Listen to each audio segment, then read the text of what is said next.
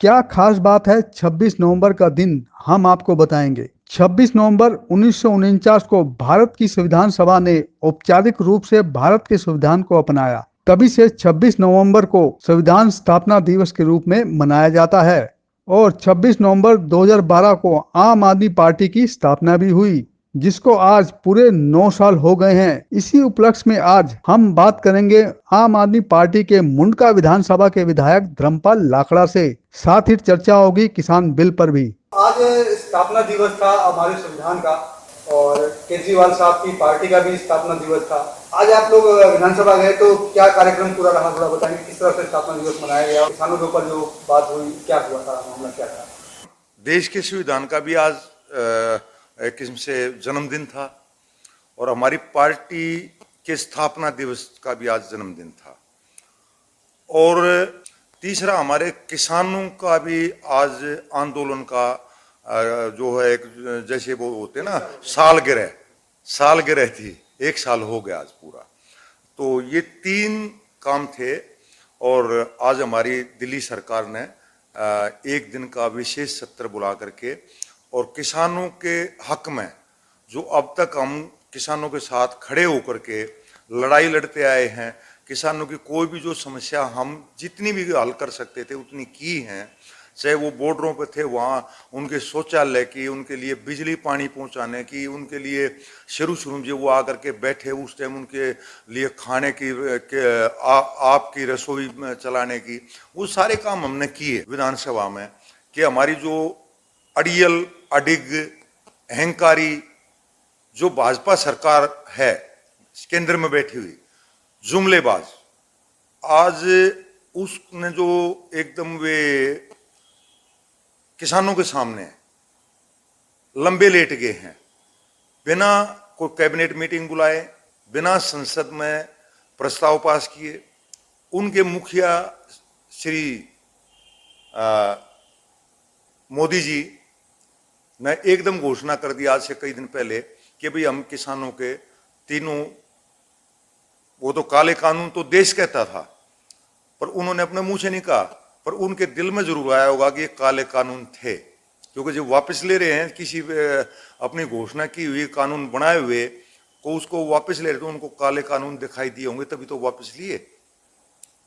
तो वो काले कानून वापस लेने की एवज में आज हमारी विधानसभा में एक खुशी का माहौल था और आज भी हम किसानों के साथ, आज भी जैसे पहले डटे हुए थे, आज भी हमारी पार्टी किसानों के समर्थन में खड़ी है और खड़ी रहेगी, क्योंकि वो देश के अन्नदाता हैं, देश का पेट भरते हैं, वो रात दिन मेहनत करते हैं, उनके अपनी उपज का पूरा मेहनताना उनको मिलना चाहिए। मोदी जी और भाजपा सरकार किसानों को 2 बड़े उद्योगपतियों अडानी अंबानी के हाथों बेचने की उनकी साजिश थी, योजना थी, जिसका पूरे देश के पास प्रूफ भी है।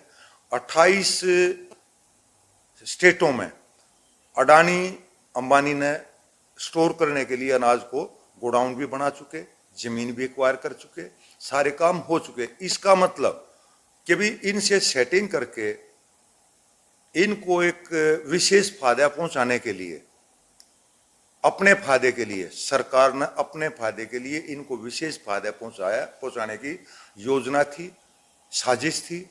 जिस साजिश को हमारे किसान भाइयों ने बॉर्डरों पर 1 साल तक गर्मी, सर्दी, बारिश, मच्छर, मलेरिया, डेंगू, आपका जो है ये कोरोना, सब कुछ झेलते हुए और 700 से ज़्यादा किसानों की शहादत देते हुए सफलता पाई है, तो हम उनका आज बहुत बहुत दिल से, तहे दिल से हमारी आम आदमी पार्टी उनका समर्थन करती है, धन्यवाद करती है उनका। सरकार को पता क्या दिक्कत है, बिजली ठेके पे, पानी ठेके पे, एयरपोर्ट ठेके पे, ठीक है, ट्रेन ठेके पे, सिर्फ खेती सेक्टर बचा है वो भी सिर्फ 2 स्टेट में। अब ये चाहते हैं उसको भी ठेके पे दे दें और हम आराम से सो जाएं। किसानों का कहना है कि 700 आदमी नहीं रहे और जो उनके ऊपर केस भी चल रहे थे किसानों का है भी वो सारे वापस लिए जाए और 700 आदमी को जो सरकार से राहत मिलनी चाहिए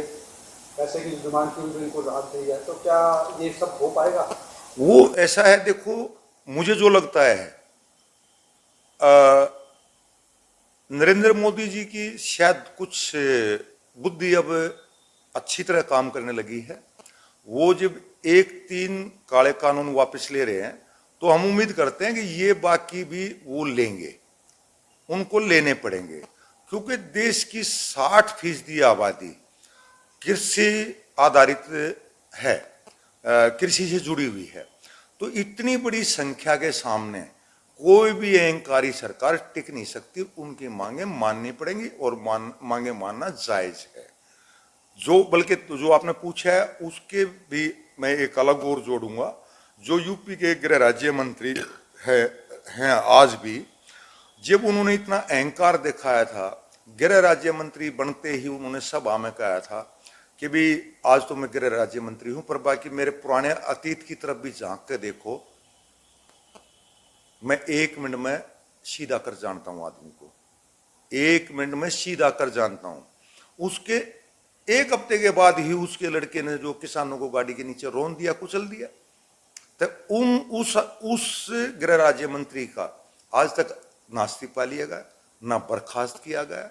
और अभी भी मोदी सरकार ढुलमुल रवैया अपना करके बराबर का केस दिखा करके उनको बचाने की कोशिश कर रही है, जिसको हमारी माननीय सुप्रीम कोर्ट ने किसानों का दर्द देखते हुए अपनी देखरेख में, अपनी अध्यक्षता में कमेटी बनाई है। जो यूपी सरकार ने बनाई थी उसको भंग कर दिया है।